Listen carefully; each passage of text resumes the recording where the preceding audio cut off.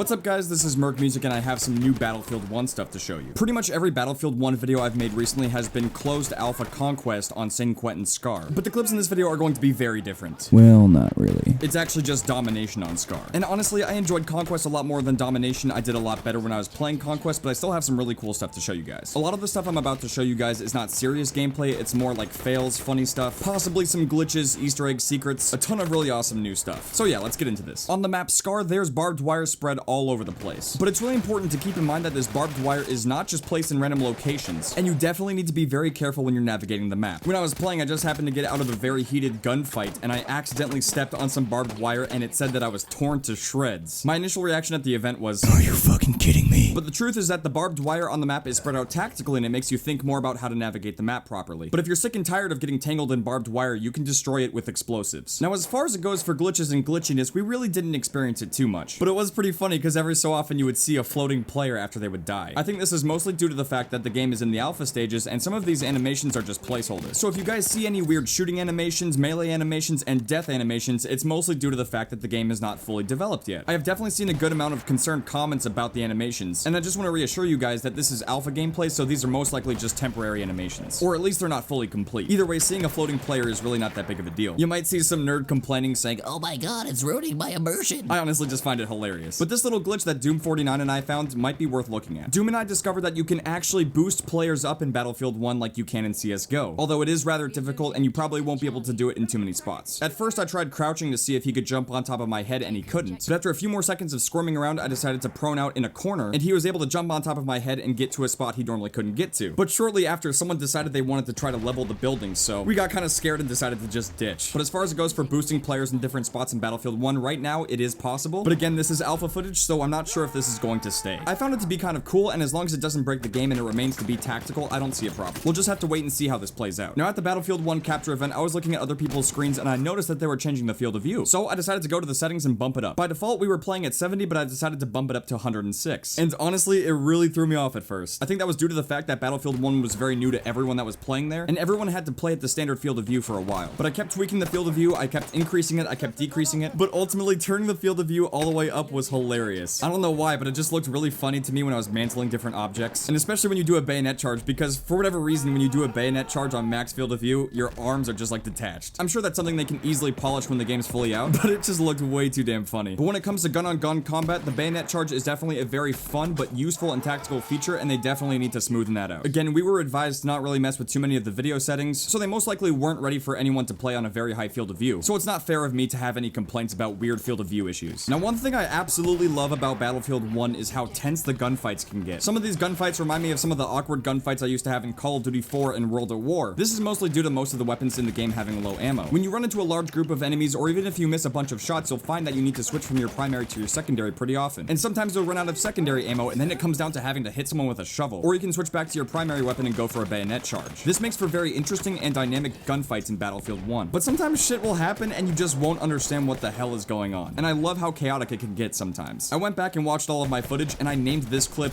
I Don't Fucking Know. It is straight up titled I Don't Fucking Know.mp4. Because when I watched this back, I had no idea what I was watching. It was just utter ridiculousness. And having some unpredictability like that in a World War I game is pretty damn awesome.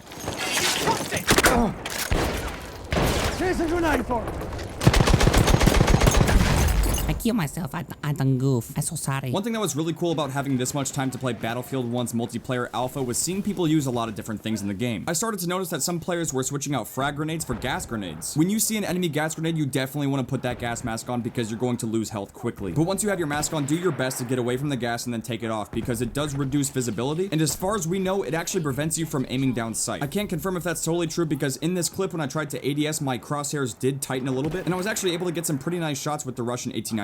I'm not sure if it has the same ADS effect for every single weapon class, but it definitely reduces your visibility and it makes aiming a little bit more difficult, so try to get away from the gas and take the mask off when you can. I also wanted to show you guys the flare gun because I didn't get to cover it in my video about Battlefield 1 snipers and the scout class. All you have to do is fire off your flare gun and enemies, vehicles, and equipment in the area will show up on your minimap. And as you can see, it really doesn't last that long. You can use the flare gun to quickly and temporarily get access to certain intel, but that intel is scarce and it goes away pretty fast. So if you fire off the flare gun, you should act quickly afterwards. Otherwise, it's going to be pretty useless. And lastly, lastly, I wanted to show you guys some more ridiculous stuff with the Russian 1895. This is the lever action sniper rifle that I refer to as the Call of Duty sniper. The portion of SCAR that was used for domination was definitely geared towards SMGs and shotguns, but I found myself using the Russian 1895 because it was unscoped and it fires very quickly. So you're definitely going to see some more aggressive sniping in this video. You'll definitely be able to see what I was talking about when it comes to those quick follow-up shots, along with getting some cheap no-scopes here and there.